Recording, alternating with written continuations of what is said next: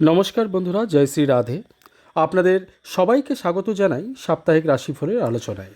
এখানে আমরা 6 অক্টোবর থেকে 12 অক্টোবর পর্যন্ত মাসের দ্বিতীয় সপ্তাহের আলোচনা করব। এই সপ্তাহে মেষ রাশি এবং মেষ লগ্নের জাতক জাতিকাদের জন্য কি বিশেষ থাকতে চলেছে তা আমরা এখানে দেখব। সাপ্তাহিক রাশিফলের বিষয়ে বলতে গেলে চন্দ্রের স্থিতি গুরুত্বপূর্ণ হয়ে থাকে।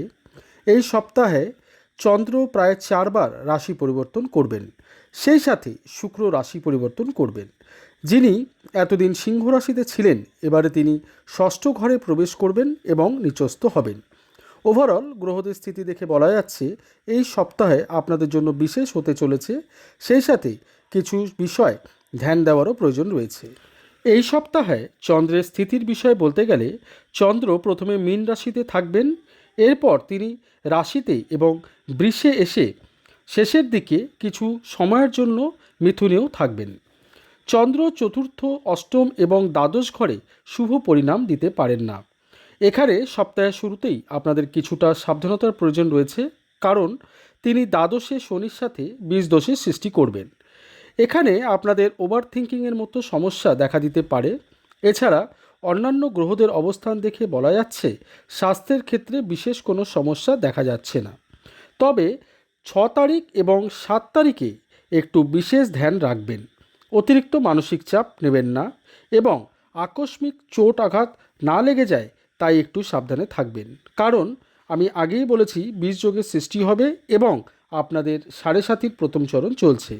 তবে এই আলোচনাগুলো গ্রহের গোচরের উপর নির্ভর করে বলা হয়, বলতে গেলে এটা একটা রাশিভিত্তিক জেনারেল প্রেডিকশন। এরপরে প্রেমের সম্বন্ধে বলতে গেলে পঞ্চম ঘরে শুক্র এবং কেতু রয়েছেন। 9 অক্টোবর পর্যন্ত এখানে এক মধুর সম্পর্ক থাকবে, একসাথে ঘোরাফেরা হতে পারে, কিন্তু এরপর শুক্র ষষ্ঠে প্রবেশ করে নিচস্থ হবেন। তখন থেকে একটু সাবধানে থাকবেন, বিশেষ করে আর্গুমেন্ট সম্পূর্ণভাবে এড়িয়ে চলবেন। দাম্পত্য জীবনের বিষয়ে বলতে গেলে সপ্তমে মঙ্গল এখানে মঙ্গল দোষের সৃষ্টি করবেন, সেই সাথে বুধ সে স্থানে থাকায় পার্টনারের তরফ থেকে বিভিন্ন প্রশ্নের সম্মুখীন হতে পারেন, সেই সাথে আপনাদের মধ্যে মতানৈক্য হতে পারে। কিন্তু স্বস্তির কথা বলতে গেলে বৃহস্পতির শুভ দৃষ্টি আপনাদের সপ্তমে পড়ছে, তাই তিনি বৈবাহিক জীবনকে অনেকটাই সামনে নেবেন। ছোট ছোট সমস্যা হতে পারে, কিন্তু তা বড় আকার নেবে না। কর্মক্ষেত্রের কথা বলতে গেলে দশমের অধিপতি শনি বর্তমানে বক্রী অবস্থায় রয়েছেন এবং সপ্তাহের শুরুতে চন্দ্রের সাথে বীজযোগের সৃষ্টি করছেন। তাই কর্মের ক্ষেত্রে কোনো বড় ডিসিশন নেওয়ার আগে সপ্তাহের শুরু 6, 7, 8 তারিখ বাদ দিয়ে তারপর নেবেন। এর সাথে রাহু এবং বৃহস্পতির অবস্থান শুভ রয়েছে এবং বৃহস্পতির দৃষ্টি লাভের স্থানে পড়ছে, তাই এখানে লাভ হবে এবং এছাড়াও কর্মের দিক থেকে ঠিক আছে। এবারে বিদ্যার্থীদের বিষয়ে বলতে গেলে কিছুটা মনে চঞ্চলতা থাকতে পারে। সপ্তাহের শুরুর 3 দিন পড়াশোনায় বেশি করে ফোকাস করবেন। ভাগ্যেশ বৃহস্পতি ভাগ্যের ঘরেই দৃষ্টি দিচ্ছেন, তাই ভাগ্যের পুরোপুরি সাথ আপনারা পাবেন।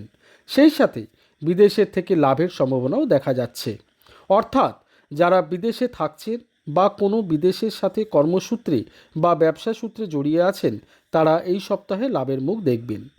ওভারঅল বলতে গেলে এই পুরো সপ্তাহ আপনাদের ভালো যাবে। শুরুর 3 দিন একটু সাবধানে থাকবেন। হনুমান চালিসার পাঠ করবেন এবং সূর্যদেবকে জল অর্পণ করবেন। সেই সাথে যেহেতু আপনাদের 7.5 চলছে, তাই প্রতি শনিবার করে শনি মন্দিরে গিয়ে প্রদীপ জ্বালাবেন এবং অশ্বত্থ গাছের নিচে প্রদীপ জ্বালাতে পারেন। এছাড়াও কোজাগুড়ি পূর্ণিমার দিন মা লক্ষ্মীকে নারকেল অর্পণ করতে পারেন। আজকের এই ভিডিও এখানেই সমাপ্ত করছি। আপনারা সবাই ভালো থাকুন এবং সুস্থ থাকুন। ধন্যবাদ।